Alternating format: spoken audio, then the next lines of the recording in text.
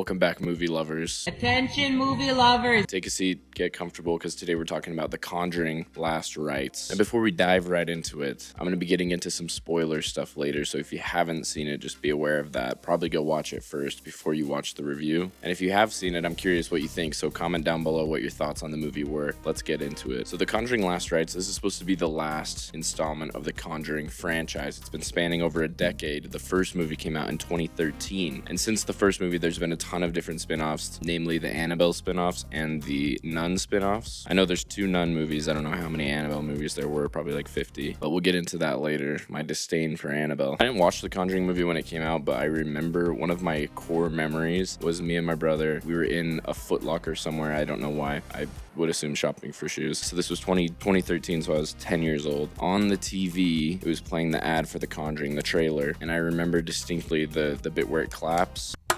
Scarred me for life. I would consider the first Conjuring to be like one of the classic, modern classics of horror. I would go as far as to say that. I think it's a great movie. The second movie I think is good. The third movie sucks, terrible. And that's the same guy that directed this movie, so I didn't really have high hopes. So this was the last one. It was supposed to be the big send-off, but does it live up to the hype? Does it get the job done is what we're here to talk about. So in The Conjuring Last Rites, basically there's a family in Pennsylvania and they're haunted. Really original. And at the same time, we're following the Warrens, and they have their daughter, and she's kind of grown up now, and she kind of has this spiritual thing that her mom has too, and she's trying to learn how to deal with that. And at the same time, she's got, a boyfriend. Maybe he wants to be her fiance. So there's some family drama going on. And that's pretty much most of their role in the movie. Let's start with the pros. Let's be positive today. So like I said, in the trailer, I could tell that some of the camera work I was going to really like. And I did. And this is not just with this movie. It's with the other 2 Conjuring movies that I really like. I like the camera work. And that's what really stuck out to me about the very first one was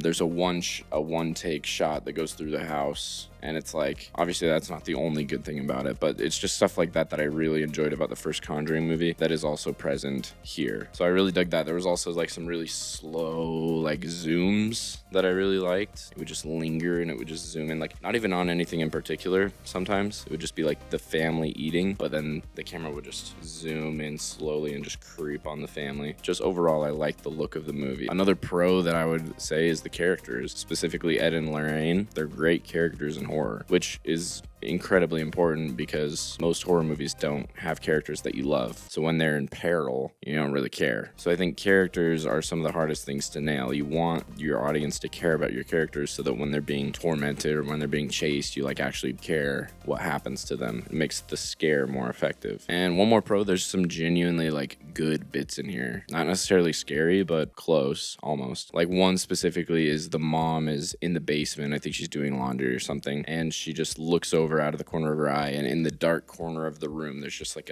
an outline of a person. It's like something you'd see in Hereditary, where it's just like if your TV or if your screen is adjusted to the wrong brightness, you won't even see it, but if your brightness is up just enough, you could see like the outline of a person. All right, so let's get into the cons. The movie is a little bit of a slog, as my friends over the seas would say. It's 2 hours and 15 minutes long, which is the longest Conjuring movie. And you definitely... Dude, I felt it. I'm not gonna lie. I don't sleep during movies, really. There was a point where I came a little bit close. Half of the story is just like family drama of Ed and Lorraine, which is great. Like I said, we love the characters, but also I came there to watch a horror movie. They genuinely don't meet up with the family and start helping the family until probably, dude, I would say 30 minutes left in the movie. And so if you do the math right, which I don't know if I can, that's like an hour and 40 minutes roughly, where it's just these 2 separate stories going at once, and you're just kind of wanting to know where it's going, and it just kind of just keeps doing its thing, and you're like, when is it gonna pick up? And so that was a tough one, dude. I'm not gonna lie. There's a lot of fat to be trimmed here, in my opinion. Another con, and this is not specific to this movie or specific to the Conjuring movies, but there's a lot of cheap jump scares, which when I saw the thing with the outline of the guy, I thought we were gonna go in a different direction. I thought there was not gonna be as many cheap jump scares, but there were a ton. This is what I mean by cheap jump scare. To me, a jump scare is fine if the noise that's happening on screen is the noise that's happening in the movie. For example, there's a loud knock at a door, and that's the jump scare. To me, that's, whatever. That's cool because it's in the movie, it's in the world. What I don't like is when the dad is sleeping and he turns around and there's a face next to him and it plays a loud orchestral stab for no reason other than to just make a loud noise and make you jump. It's not scary. It just makes the movie hard to watch. Third con, dolls, dude. There is a prominent presence of dolls in this movie. I think we as a country, we as a society need to realize that dolls are not scary. They just aren't. This isn't the 80s anymore with Slappy and the Goosebumps gang. Annabelle, to me, not scary, bro. There's one bit in, I think it's the first Annabelle, when the doll's running and then it turns into like a real girl. That's a little bit freaky. That freaked me out. And Annabelle's in this movie 3 times that I can remember, and I did not rock with it. And then they also introduced like a new doll that the family has. Like one of the little girls has this doll, and it makes the freaking most annoying sound. It's so freaking grinds my gears. They use that as a scare 3 or 4 times. So if we're counting, if we're good at math, that's like 8 doll scares in this movie. And also there's one bit in here where Lorraine's daughter's in the attic of the house and she sees Annabelle, and then Annabelle grows into a giant Annabelle. You thought Annabelle was scary. Wait until you see giant Annabelle. Kaiju Annabelle. Like, no.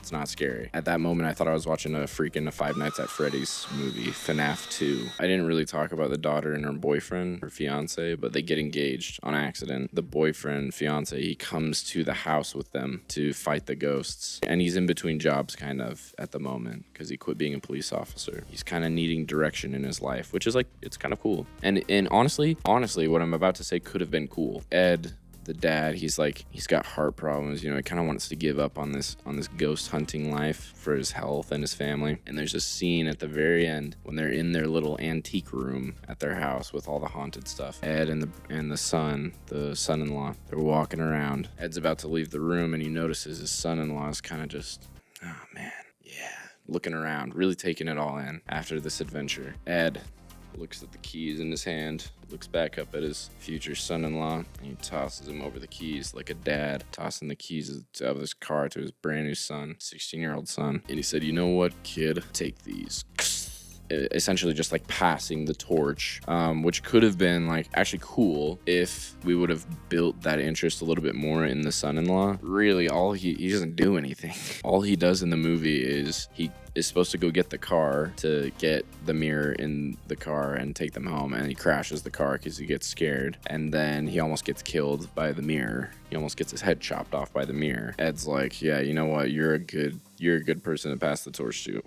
Here you go, pal. So I just thought that was really corny. But you know what? Here's the thing, man. These characters we've been following for a while, they get a good, warm, happy ending, which not every horror movie has to be depressing, bro. And that's something that I enjoy about this movie. We've gotten a ton of A24. The movies are about trauma and it's just a vacuum of joy. You know what I mean? Hereditary, Bring Her Back comes to mind. They're great movies and they're subjectively. They're a lot better than this movie, obviously, but not every horror movie has to be so sad and depressing and bleak. Like, this movie ends at the wedding of their daughter and the son-in-law. Ed and Lorraine are dancing, and Lorraine basically has this grand vision of their life, and she's like, yeah, we're gonna be all right. We're gonna have a happy family and things are gonna work out. And you know what? That was a beautiful, wholesome ending for some characters that we love, and I like that. All in all, not a great movie for me. Not a finale type movie. Let me know your thoughts. Comment your thoughts below. If you like this video, leave a like, subscribe. I'm gonna be doing a movie review every week. Stick around and go watch the movie and form your own opinion if you haven't seen it. But let me know what you think in the comments. Thank you for watching. Until next time, goodbye.